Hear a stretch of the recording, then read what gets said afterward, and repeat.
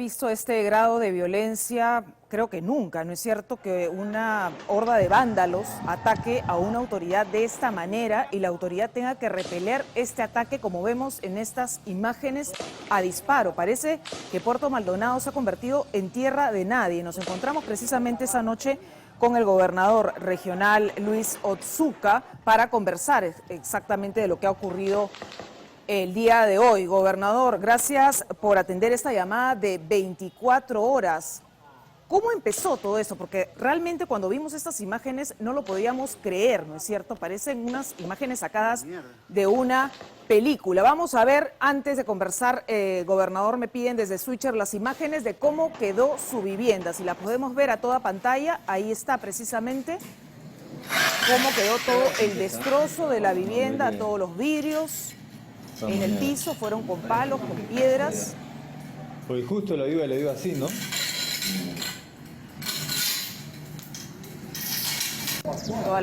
Todos los vidrios regados en las ventanas, exactamente, porque estos vándalos empezaron a tirar piedras, unas piedras por las ventanas, con palos también, fueron hasta la casa del gobernador regional. Mientras que vemos estas imágenes, vamos a empezar esta entrevista. Gobernador Luis Otsuka, gracias nuevamente por esta comunicación. Primero, ¿todos se encuentran bien en casa? ¿Su familia? ¿Los que estaban en la vivienda? Buenas noches, sí, se encuentran bien. Gracias a Dios. A partir más o menos eran las 12:30 del día. Yo estaba en mi casa y había como 8 policías. Interiormente sentía arengas que daban los manifestantes, pero vinieron por 2 ángulos y comenzaron a tirar piedra a mi casa. Entonces yo subí para ver al segundo piso y vi que había un tumulto grande. Cuando vi que un hisopo prendido cayó a mi casa y golpeaba en la puerta insistentemente para romperlo y ellos ingresar, yo tuve que hacer uso de mi arma, porque los policías que estaban custodiando, que no es culpa de ellos, no tenían más que una varita. Entonces, ante tanta multitud, ellos tendrían que ponerse a buen recaudo también. Entonces, yo no voy a dejar que mi familia y toda mi casa lo incendien, porque eso era el problema. Sí, de repente hasta a mí, matarme a mí. Tuve que hacer uso de mi arma, que yo tengo licencia, y en verdad, si haya querido matar en ese momento, le haya matado por lo menos a unas 100 personas, pero tenía que hacer uso de mi arma para disuadir un multo hasta que llegue el refuerzo de la policía, ¿no? Ahora, en ese momento, señor Otsuka, ¿quiénes se encontraban con usted en su vivienda? Estaba un ingeniero, un amigo, y el conductor del carro, obviamente es mi carro, estaba también mi familia, o sea que ellos, que si rompían la puerta de afuera, claro, ellos podían entrar. Hay sopos que han dejado prendidos con combustible y han dejado también como botones de casero. Y bueno, esto era muy grave, que era yo o cómo defenderme, como le dije acá. Ahora, esto en realidad, las imágenes nos siguen horrorizando, lo que estamos viendo en imágenes precisamente. ¿Usted tenía este rifle, esta arma, porque había recibido algún tipo de amenaza? ¿Guardaba esta arma por algún tipo de amenaza? ¿Pensaba que esto podía suceder? No, yo tengo mi arma desde 2015 porque a mí me secuestraron. Y esto lo sabe bien en ese entonces el presidente Ollantumala, el presidente PPK, lo sabe, incluso Vizcarra, que yo había sufrido un secuestro en mi casa. Por eso que compré estas armas para tenerlo y obviamente tenerlo para una defensa. Ahora, ¿quiénes están detrás de este ataque, señor Otsuka? ¿Están la minería ilegal? No le podría decir así la minería ilegal. Para mí, porque vino acá el premier, me reuní con ellos, con él, porque tenía que ver el gravísimo problema que está pasando en los hospitales.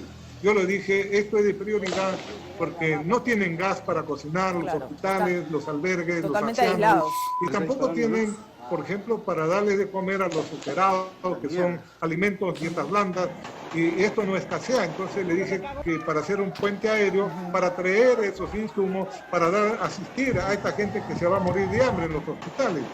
Eso fue el acuerdo que hicimos con el premier.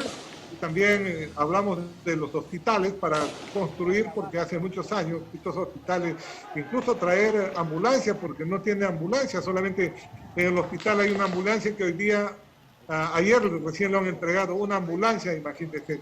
Total que todo esto yo hablé con la ministra también, hará unos 15 días en Lima, y eso hemos tratado con el premier.